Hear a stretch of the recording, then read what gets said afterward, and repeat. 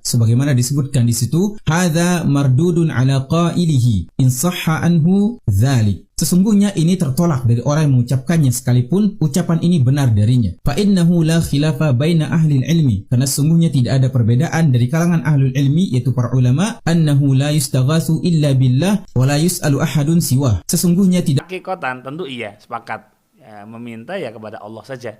Tetapi kalau majazan, kita pernah membahas pada video Istighosah kepada roh kuburan boleh karena hakikatnya minta kepada Allah Subhanahu wa taala. Karena istighosah kepada roh kuburan itu majas akli.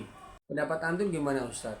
Alhamdulillahi Rabbil Alamin. Syubhat itu adalah menggabungkan dua perkara yang berbeda atau memisahkan dua perkara yang sama. Al-jam'u bainal amroinil mukhtalifaini menjadi syubhat, atau at-tafriqu bainal amroinil mutamathilaini juga menjadi syubhat.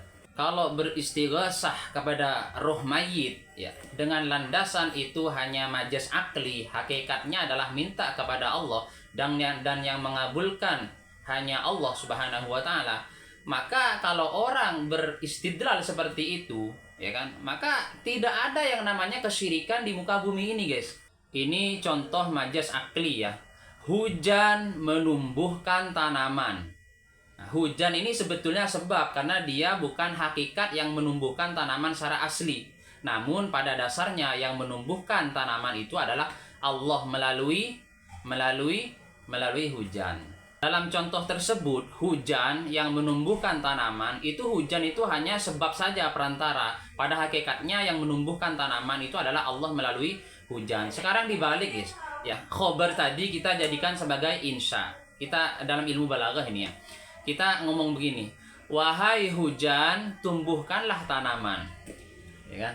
Coba ini syirik apa enggak gitu. Wahai hujan, tumbuhkanlah tanaman ini, wahai hujan. Nah, coba.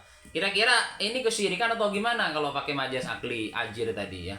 Orang beristighasah minta kepada ruh mayit ya kan, pada hakikatnya dia meyakini itu hanya perantara saja ya kan, yang mengabulkan dan menunaikan itu hanyalah Allah Subhanahu wa taala. Sekarang kita balik, insya tadi yang minta tadi kita jadikan contoh khobari ya. Contoh khobari yang menurunkan hujan adalah rohnya si wali tadi.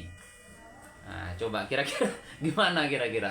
Atau sebentar guys, atau orang yang beristighasah minta kepada setan atau minta kepada rohnya mayit, beristighasah kepada mereka, pada hakikatnya dia itu adalah minta kepada Allah.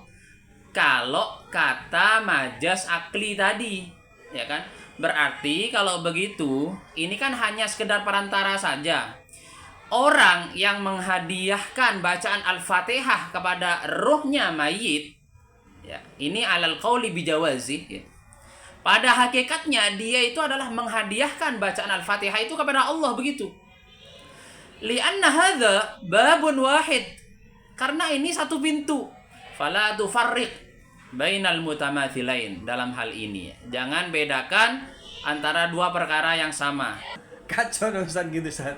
Inilah kalau orang terjebak pada referensi yang macet dan mentah.